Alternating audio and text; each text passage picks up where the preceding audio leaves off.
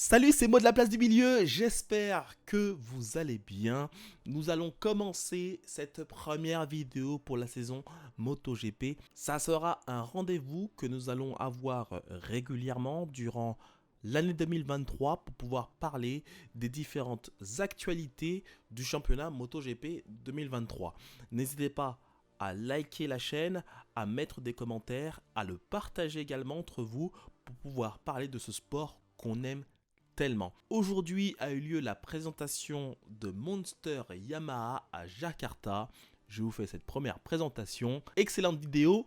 Bon visionnage. Je vais pouvoir commencer par vous présenter donc ce qui s'est passé ce matin. Donc effectivement, comme vous pouvez le voir, il y a eu la présentation donc ce matin à Jakarta de la nouvelle Monster Yamaha pour présenter aussi les deux pilotes du MotoGP de cette année, Fabio Quartararo et Franco Morbidelli pour cette année 2023. Alors ça, si vous voulez, les présentations, on n'apprend rien de nouveau vraiment sur ces présentations-là.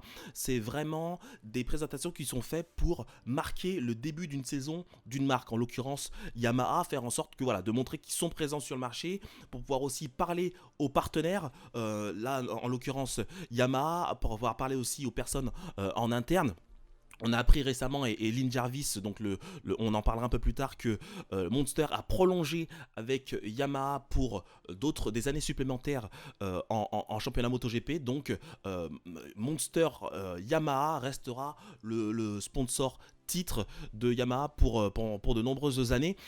C'est aussi pour donner de la motivation en équipe en interne. C'est aussi pas mal de la communication interne qui est faite par Yamaha pour pouvoir motiver les troupes. Et c'est pour ça d'ailleurs que ces événements sont très importants durant l'année pour pouvoir lancer la saison. Ça donne aussi une direction pour dire que Yamaha sera là pour pouvoir se battre, pour pouvoir être performant l'année qui vient. Et puis aussi, par rapport à nous, hein, là je suis en train de le faire également, mais c'est ce que fait Yamaha. Ils veulent créer l'événement à travers le monde. La présentation a été montrée sur YouTube, a été montée en live sur YouTube pour le monde entier. Ça a été aussi diffusé sur le site MotoGP. Et puis derrière sur le site aussi de Yamaha, faire en sorte vraiment d'avoir de marquer l'événement pour la marque Yamaha pour la saison qui va débuter. La diffusion, la présentation a été faite à Jakarta, capitale de l'Indonésie. C'est un des plus gros marchés de vente de motos dans le monde, et notamment c'est très important pour Yamaha de faire cette présentation du coup à Jakarta pour pouvoir montrer que effectivement de faire une attention, de donner une attention à ce marché qui est grandissant en tout cas, et où le public est très friand de motos pour l'achat. Il faut savoir que à Jakarta, il y a 4 usines de motos Honda. Il faut savoir aussi que Piaggio, donc qui font les scooters, ils sont aussi les scooters qui sont énormément vendus en Asie du Sud-Est. Et donc c'est normal que Yamaha soit présent pour pouvoir présenter des motos sur un marché où ils vendent pas mal de motos. Il y a aussi le circuit de Mandalika qui est là, donc qui est une étape du MotoGP durant l'année, un circuit en Indonésie.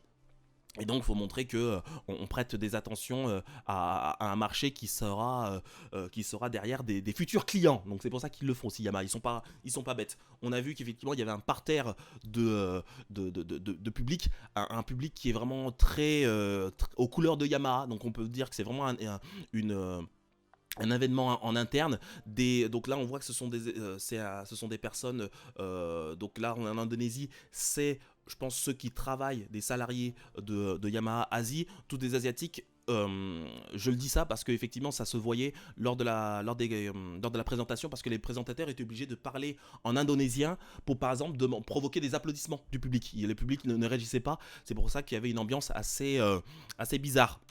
Et là du coup on a repris la diffusion commence, la présentation commence avec sans doute une remise de prix en interne encore une fois, donc pour bien montrer qu'effectivement on prend un événement en cours de route avant du coup le clou du spectacle, c'est-à-dire la présentation des pilotes et de la moto.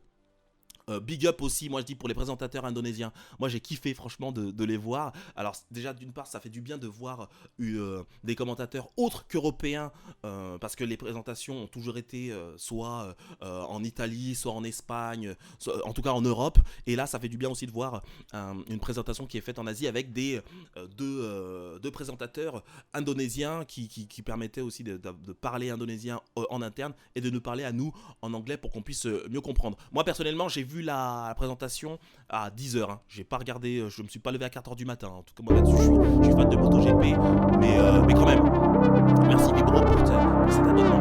On va enchaîner plusieurs. Donc, ce qui s'est passé,